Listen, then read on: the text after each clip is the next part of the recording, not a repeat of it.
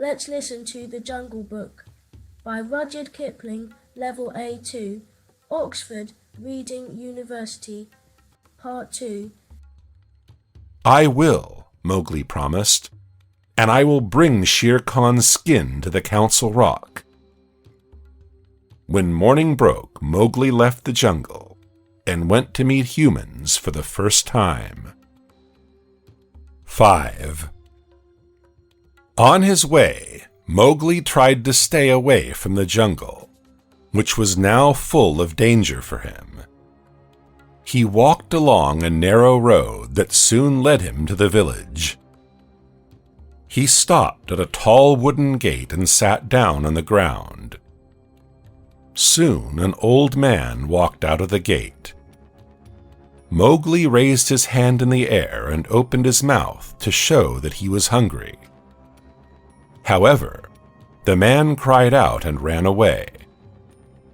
Shortly after, he returned, bringing all the villagers with him. One man came close to Mowgli and looked carefully at his arms and legs, covered with wolf bites and cuts. This boy was raised by wolves. He has come from the jungle. "He looks a lot like your son, Messua," a woman cried. "A tiger caught him and carried him into the jungle, but the boy has returned to you." Messua looked hard at Mowgli's face and said, "Yes, he has a lovely face, just like my Nathu, but he is a lot thinner. Take him into your home and raise him as your child, Messua," the man said. "The jungle has returned what it has stolen from you." The woman took the villager's advice. She gave Mowgli food and clothes. However, he didn't feel comfortable wearing human pants and a shirt. Now he had to stay in a house with walls and a roof, and it appeared to be a prison to him. That night, he learned many words of the human language. When it was time for bed, Messua couldn't make him sleep in the house. The boy ran off into the open field and lay down on the grass. As soon as he closed his eyes, someone's warm, hairy nose touched his face. "Gray brother!" Mowgli shouted. He held the eldest of Mother Wolf's children tight in his arms. "I have come to tell you the news, little brother," the wolf said. "After you burned Shere Khan's hair, he left the Seoni Hills, but he promised to come back and kill you one day." "Not if I kill him first," Mowgli replied. 6. For almost 3 months, Mowgli didn't leave the village. He studied human lifestyle, habits, and language. Now he could work in the fields, look after cows, wear clothes, and count money. In the evening, the villagers used to sit in a circle under a large tree, while the village hunter told incredible stories about the jungle. All the villagers shook with fear when they listened to those stories. Mowgli shook too, not with fear, but with laughter. "None of your jungle stories are true," he said one day. The villagers became angry. Now they sent Mowgli far outside the village to look after cows. But he was happy at the chance to stay away from the humans. One day, Mowgli led the cows to the river at the very end of the valley. There, under a tall tree, Gray Brother waited for him. "Shere Khan is back," he reported. "He has waited a long time for you to forget about him. But tonight, he is going to come and kill you. Now he is sleeping in the river ravine." "He is very stupid if he thinks that I will wait for him," Mowgli said. Listen, Gray Brother. This is what we will do. We will separate the cows and the bulls into two groups. Then, I will lead the bulls to attack Shere Khan. Meanwhile, you will keep the cows here. If the bulls don't kill the tiger, the cows will not let him run away. Will you help me?" "Of course. And I am not alone," the wolf said, and looked around. From behind a rock came the old wolf that Mowgli knew very well. "You haven't forgotten about me, Akela," the boy cried happily.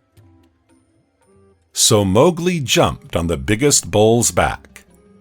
Together with Akela, he led the animals to the other side of the river. Shere Khan was sleeping at the bottom of the river ravine. The bulls ran down to the ravine and stormed their way forward. Their heavy steps made the ground shake. When Shere Khan noticed them, it was too late. He wanted to run away, but the ravine was too narrow. He only managed to look back at the bulls when he got under their heavy feet. They came at him in a deadly wave, and he had no way out. Finally, he was dead. Mowgli got down from the bull's back and began to cut off the tiger's skin with a knife. Suddenly, someone put a hand on his shoulder. It was the hunter from the village. In his hands he held a gun. "Give me that tiger's skin, boy," he said. "I will sell it. If you listen to me, I will not beat you for stealing the cows." "No, old man," Mowgli replied. "I have promised to bring that tiger's skin to my brothers." "Give the skin to me, or I will shoot you," the hunter shouted. "That's enough," Mowgli said angrily. "Akela, take him."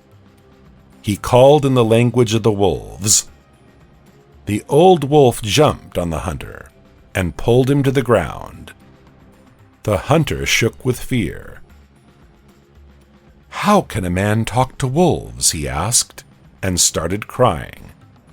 "Please let me live." And Mowgli ordered Akela to let the hunter go. 7.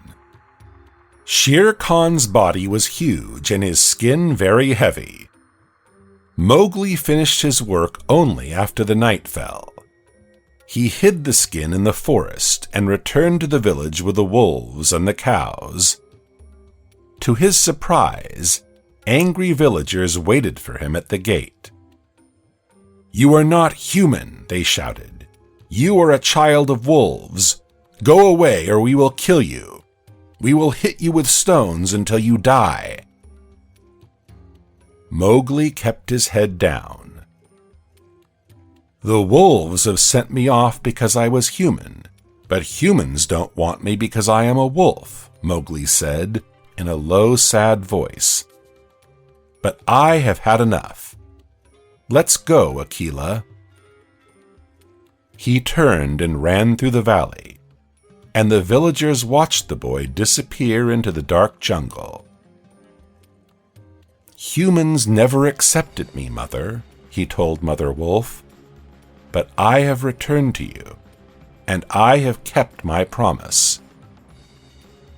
Mother Wolf looked at the tiger's skin and said, "I knew from the day Shere Khan's terrible head appeared in this cave that one day you were going to kill him, little frog." From behind the trees came another familiar voice. "We have been bored without you, little brother," Bagheera said. He walked into the cave and lay down at Mowgli's feet. They climbed up the council rock, and Mowgli laid Shere Khan's skin on a flat stone. Akela shouted loudly for all the wolves to hear. "Shere Khan is dead. I don't belong among wolves, but I don't belong among humans either, Mowgli said. Now I will go into the jungle alone. All of Mother Wolf's children decided to go with him. And so they went deep into the jungle to live and hunt together. Hit the like button and subscribe to our channel for more audiobooks like this. And now, let's listen to another English story.